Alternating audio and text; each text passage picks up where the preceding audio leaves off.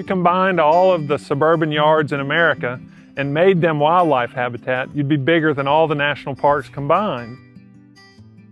That most of our urban areas and suburban areas, about 80% of the plant material that's in the ground is not native. Only native plants support native insect populations, and only native insect populations support songbird populations. To give you a quick example, one brood of chickadees will eat about 6,000 caterpillars just to get out of the nest. Young birds need a tremendous amount of protein in your diet. Protein doesn't come from seeds or leaves. Protein comes from insects.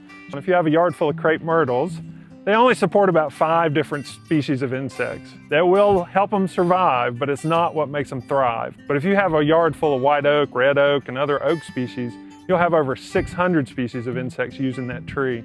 That provides just an enormous difference in the quality and the amount of food that birds have at their disposal.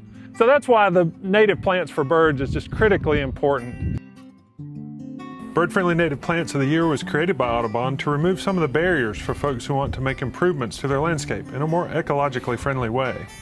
For a lot of people like me, this will be my first time having my very own backyard. It's great to have people who are knowledgeable, who help put things to the side so you don't have to go in kind of with trepidation about what it is you're looking for, what you should buy. And then there are always people who are friendly, who know the area really well because they're with local nurseries, so they know what grows well here and can even give you tips as you start to plant your garden.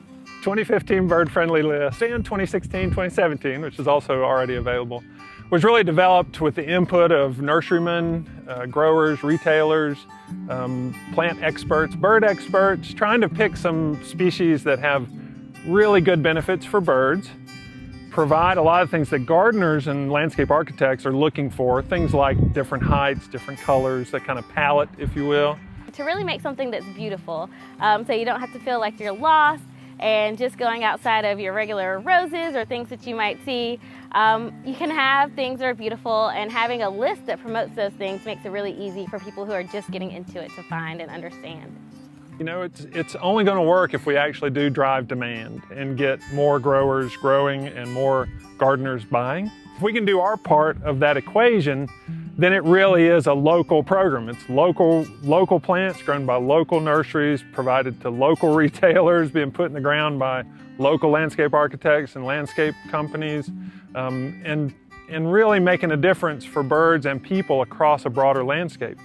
It's really, I think, a wonderful thing to be able to have a welcome home symbol in a garden of native plants that tell birds, butterflies, other pollinators that this is where you should be, this is where you belong.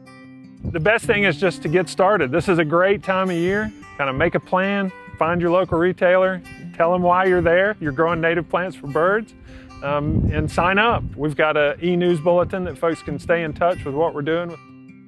Well, I'm excited to be out in my garden, and next time I go to the nursery, I'm going to be looking for this tag to make sure that I am supporting bird-friendly native plants.